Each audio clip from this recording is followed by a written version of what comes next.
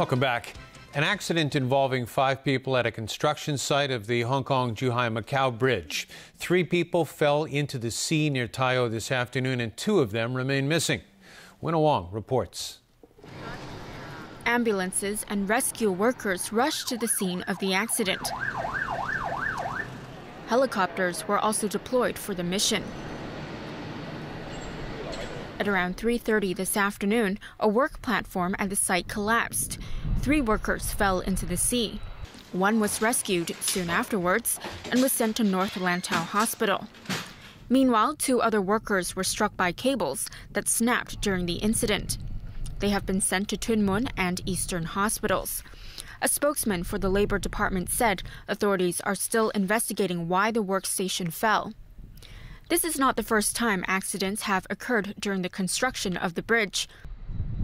In April last year, a foreign worker at the site died after a falling fence dragged him into the sea.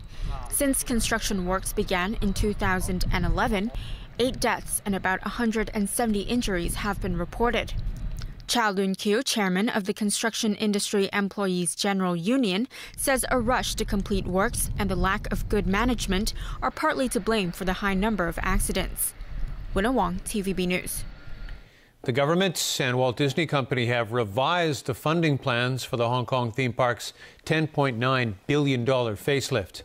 According to LegCo documents, the capital injection the government is responsible for has been reduced from 53% to 50%. This means Disney and the government would fund the project on an equal basis, or $5.45 billion each. The government will also not have to bear responsibility for cost overruns.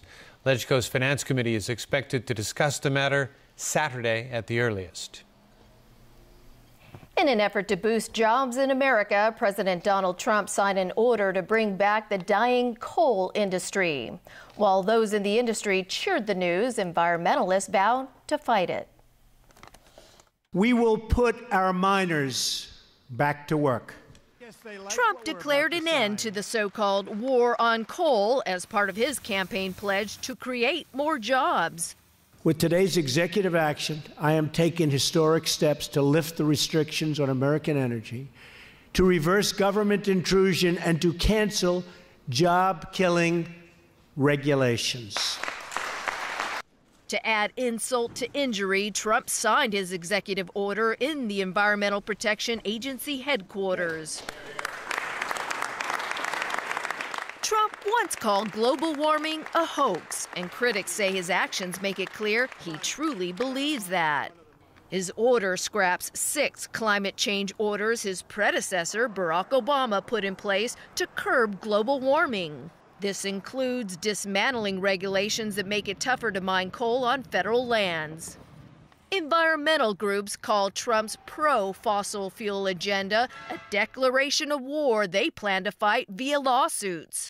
Well, Trump is sacrificing our future for fossil fuel prices and leaving our children to pay the price. He's walking away from the promise of cleaner, smarter ways to power our prosperity, and he's putting our health and the health of the planet at grave and needless risk. Trump also stated he will no longer force the government to consider the cost of climate change when making policy decisions. In a direct blow to the Paris Climate Change Accord, Trump called for a review of Obama's Clean Power Plan that slashes greenhouse gas emissions at power plants. A move that should outrage Americans, says this expert. So there'll be lots of potentially harmful impacts in terms of local pollution, the kind of stuff that causes asthma attacks, premature deaths and so on. At one of her public speeches, Hillary Clinton encouraged Americans to stand up for what's right. We will need to fight back twice as hard, not for the sake of politics, but because these are bad policies that will hurt people and take our country in the wrong direction. Relatives of missing victims of the Seawall ferry disaster in South Korea visited the salvage operations site today. Yesterday, salvage crews said they had found bones near the wreckage of the ferry.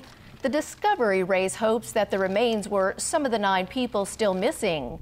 But earlier today, forensic experts confirmed the bones were from animals and were not human remains. The seawall sank in 2014, killing 304 people. A massive operation to lift it from the sea was recently completed. Once the ferry reaches the city of Mokpo, investigators will spend about a month cleaning it. They'll also search for any remains of the victims and look for clues to the cause of the sinking.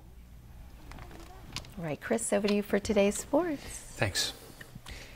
Start with tennis, and top-seeded Stan Wawrinka crashed out in the last 16 of the Miami Open on his 32nd birthday. Both Rafael Nadal and Roger Federer made it to the quarterfinals. Jeff Tang has a look.